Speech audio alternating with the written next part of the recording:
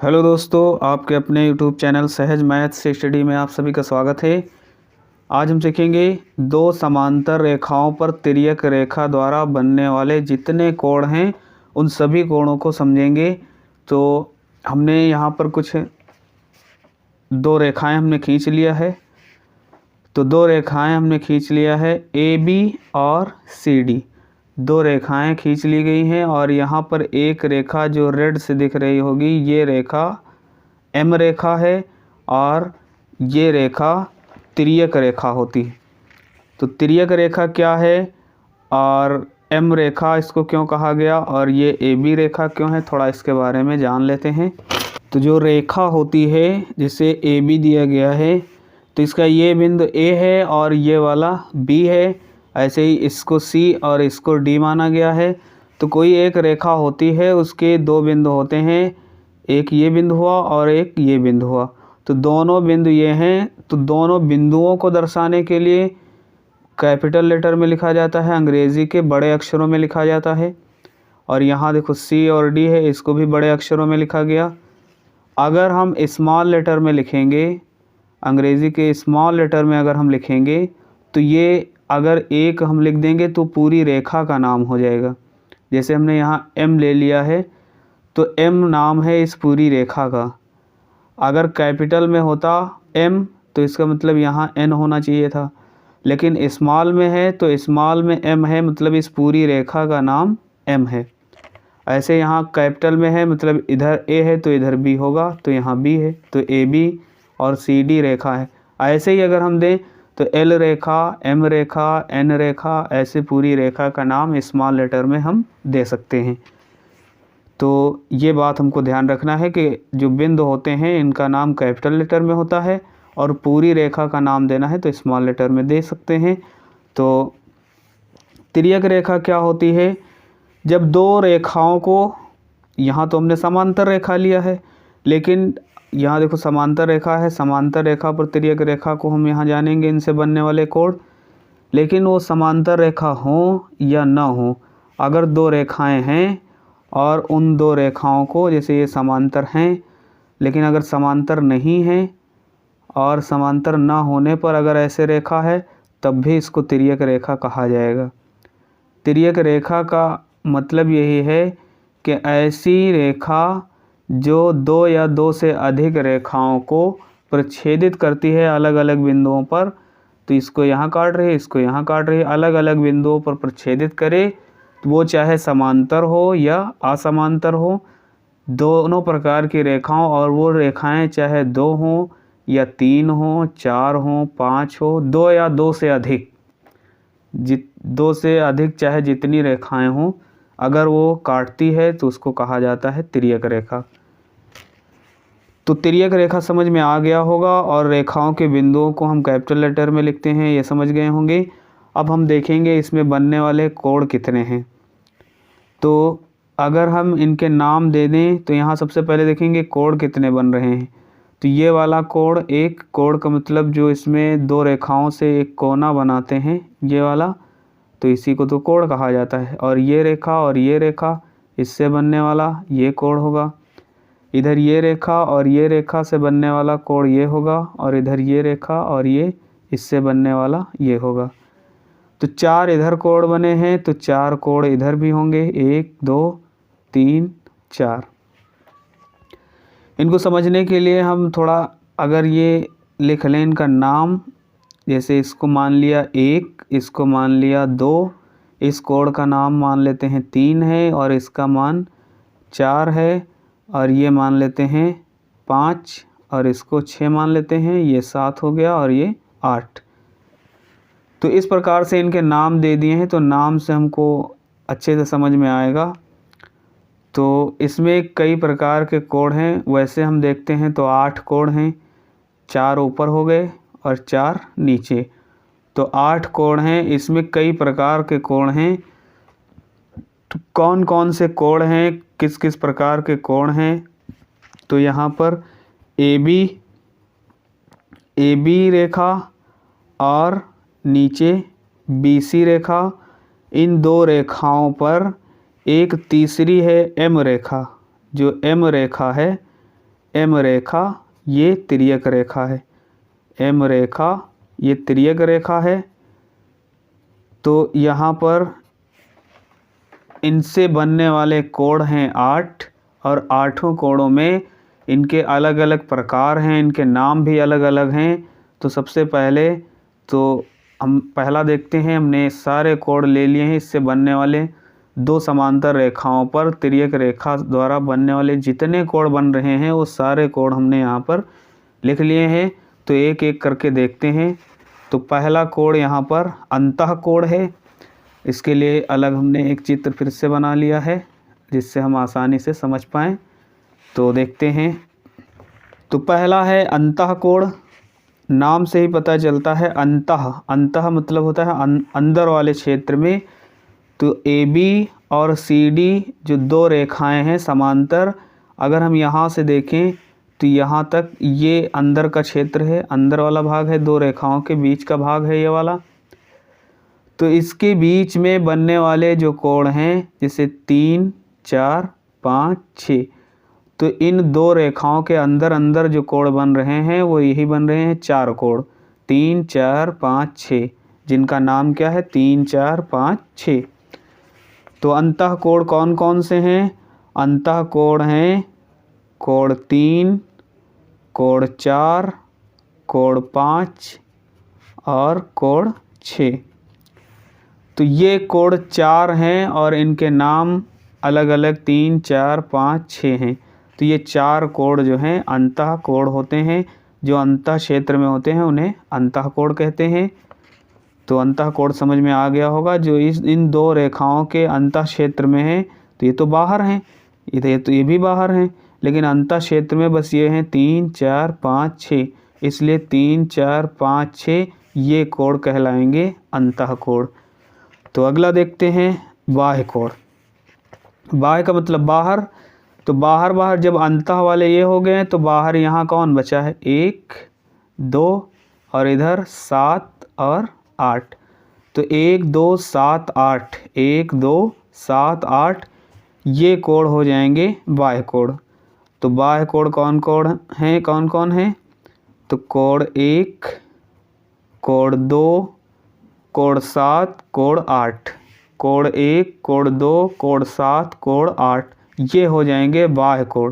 क्योंकि ये बाहर बाहर हैं तो बाह्य क्षेत्र में है इसलिए इनको कहा जाएगा बाह्य कोण। अगला देखते हैं संगत कोण। तो संगत कोण इसमें कौन कौन से होंगे और ये युग्म में होंगे। युग्म मतलब होता है जोड़ा, तो ये युग्म में होंगे। तो संगत कोण युग्म कौन कौन से हैं इसमें, इनको हमको देखना होगा।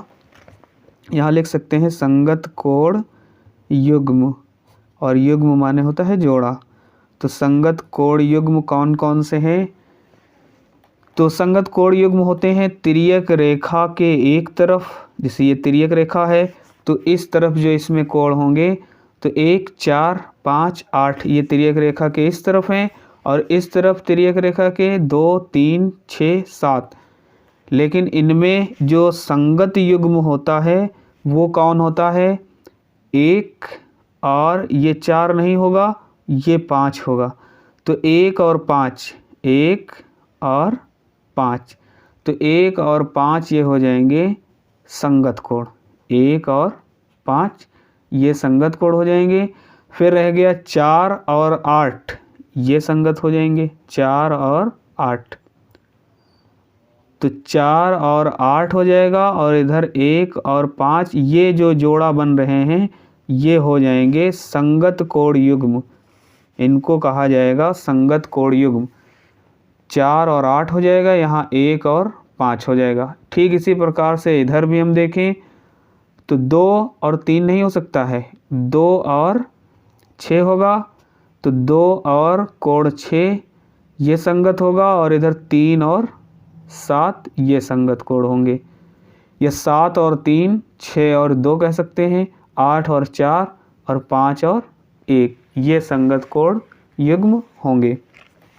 तो हम यहाँ लिख लेंगे इधर कौन से हैं? कोण 1, कोण 5 ये एक युग्म हुआ, और कोण 4, कोण 8 ये दूसरा युग्म हुआ, और कोण इस तरफ अगर देखें तो कोण 2, कोण 6 ये अगला युग्म हुआ, और कोण 3 और कोण 7 ये अगला युग्म हुआ। तो 1 2 3 4 युग्म हैं इसमें, संगत कोण युग्म। तो यहाँ 1 5 8 4 2 6 3 7, तो ये हो जाएंगे इसके संगत कोण युग्म। अब देखते हैं अगले। तो अगले कोण हैं एकांतर, अगला कोण है एकांतर। तो एकांतर कोण इसमें कौन कौन से हैं, ये हमने अलग फिर से बना लिया है। तो एकांतर कोण कौन कौन से हैं, तो हम समझ चुके हैं। अंतः कोण जो अंतः क्षेत्र में थे 3 4 5 6, बाह्य कोण जो बाहर थे 1 2 7 8, और संगत कोण 1 5 8 4 2 6 3 7। अब हम देखेंगे एकांतर कोण। एकांतर कोण कौन कौन से होते हैं। वैसे एकांतर कोण को 2 भागों में बांटा गया है। तो ये कोण 2 भागों में बटे हुए हैं। पहला है अंतः एकांतर कोण और दूसरा है बाह्य एकांतर कोण। तो अंतः एकांतर कोण और बाह्य एकांतर कोण कौन कौन से हैं उनको हम जानेंगे। तो पहले देखते हैं अंतः एकांतर कोण। तो अंतः का मतलब ही यही है अंतः क्षेत्र में। तो अंतः एकांतर ये अंतः क्षेत्र में बन रहे होंगे। तो अंतः एकांतर जो कोण होते हैं, पहली बात तो वो अंतः क्षेत्र में होंगे, और एक तिर्यक रेखा के इस तरफ होगा और एक तिर्यक रेखा के इस तरफ होगा, और ये कोण हमेशा बराबर होंगे। जैसे कोण 4 और 6, 3 और 5, 4 और 6 और इधर 3 और 5, ये कोण होंगे एकांतर कोण, और ये अंतः क्षेत्र में है, इसलिए इनको कहा जाएगा अंतः एकांतर कोण। तो कोण 4 और अगला कोण 4 और कोण 6 हो जाएगा। और दूसरा क्या है इधर 3 और 5, तो कोण 3 और अगला है कोण 5, ये आपस में एकांतर युग्म होंगे, एकांतर कोण 4 6 3 5। और ये सारे कोण हमेशा बराबर होते हैं। कोण 4 कोण 6 के बराबर होगा। अगर ये 60 अंश का है तो ये भी 60 का होगा, और ये तब होगा जब ये AB और CD रेखाएं समांतर होंगी।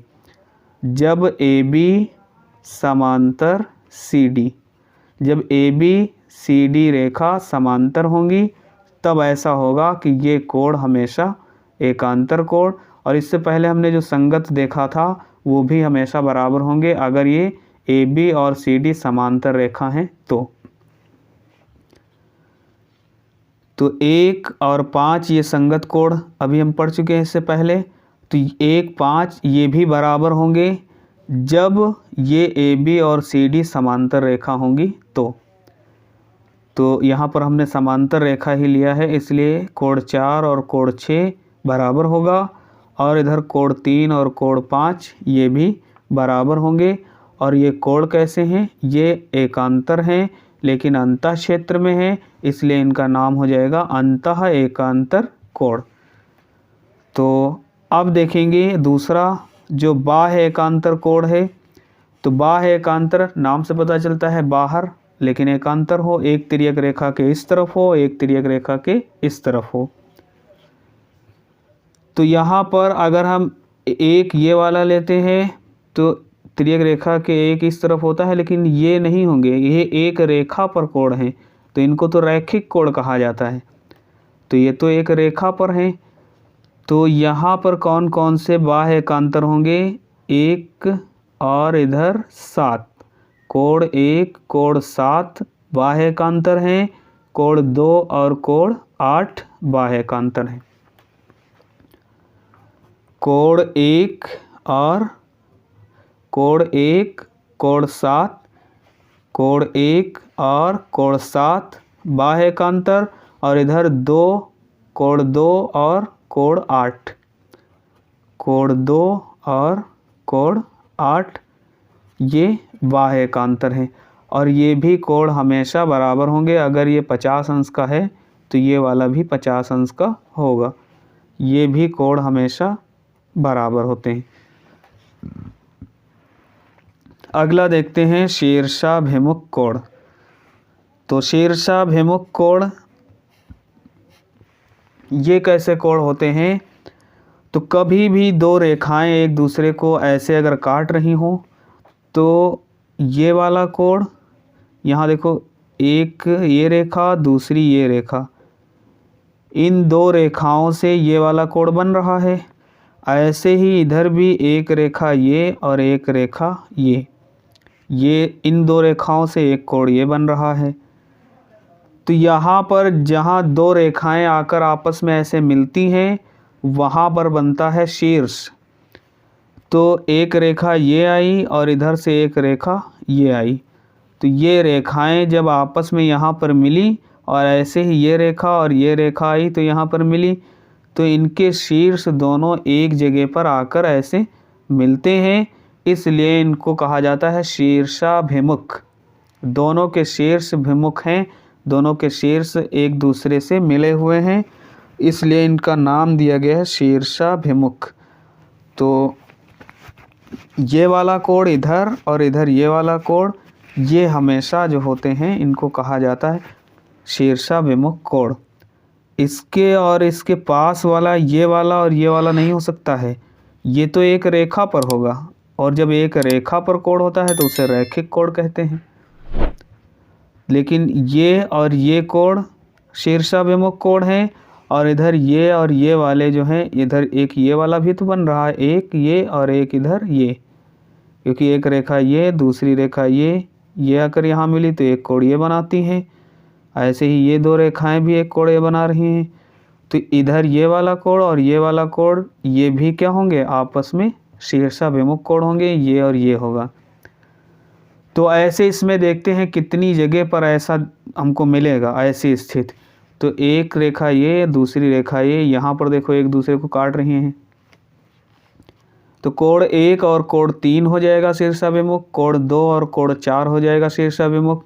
ऐसे ही कोण 5 और कोण 7 हो जाएगा शीर्षाभिमुख, कोण 6 और कोण 8 हो जाएगा शीर्षाभिमुख कोण। और ये भी कोण हमेशा बराबर होते हैं, ये बात हमको ध्यान रखना है। तो इसके लिए हम यहाँ पर लिख लेते हैं कोण 1 और कोण 3 ये शीर्षाभिमुख कोण होंगे। कोण ये पहला युग्म हुआ, और दूसरा हो जाएगा कोण 2 और कोण 4 ये अगला हो गया। और ऐसे नीचे देखें तो 5 और 7 हो जाएगा, कोण 5 और कोण 7। और इधर देखेंगे तो ये वाला हो जाएगा, क्योंकि यहाँ भी एक दो रेखाएं ये एक दूसरे को काट रही हैं, जैसे ये देखो यहाँ काट रही थी, ऐसे ही ये रेखाएं काट रही हैं। तो 5 और 7 हो गया, और इधर 6 और 8, तो कोण 6 और कोण 8। और शीर्षाभिमुख कोण भी हमेशा बराबर होते हैं, तो इनके बीच में भी हम बराबर का निशान लगा सकते हैं, ये कोण हमेशा बराबर होंगे। तो इस प्रकार से शीर्षाभिमुख कोण, और एक हमने नहीं लिया है उसको भी समझ लेते हैं। एक होता है रैखिक युग्म कोण। तो रैखिक युग्म कोण क्या होता है? ये एक रेखा पर बनने वाला कोण रैखिक युग्म कोण होता है। जैसे यहाँ पर ये रेखा खींची गई तो इस पर बनने वाला इधर ये वाला कोण और इधर ये वाला कोण, ये दोनों मिलाकर इस रेखा पर बने हुए हैं। जैसे एक रेखा खींचा, और एक रेखा खींचने के बाद यहाँ पर एक लाइन कोई भी खींच दें तो यहाँ एक कोण ये बना और एक कोण इधर ये बना। तो ये दोनों कोण जब जोड़ लिए जाएंगे तो ये इस रेखा पर हो जाएंगे। नाम से पता चलता है रैखिक युग्म कोण। तो एक रेखा पर जोड़ा बन रहा होगा, तो एक ये और एक ये, इनका जोड़ा बन रहा है, तो ये हो जाएंगे रैखिक कोण युग्म। और इनका योग, इसका और इसका योग हमेशा 180 अंश होता है, क्योंकि एक सीधी रेखा पर, सरल रेखा पर कितने अंश का कोण होता है? 180 अंश का होता है। तो इसको और इसको जब जोड़ा जाएगा तो हमको 180 अंश मिलेगा। तो इसको कहते हैं रैखिक युग्म कोण। तो दोस्तों वीडियो अच्छा लगा हो, समझ में आया हो तो वीडियो को लाइक करिए, ज़्यादा से ज़्यादा शेयर करिए, और चैनल पर नए हैं तो अभी तक अगर चैनल सब्सक्राइब नहीं किया है तो चैनल को सब्सक्राइब कर लें। और मिलते हैं अगली वीडियो में, तब तक के लिए बाय बाय।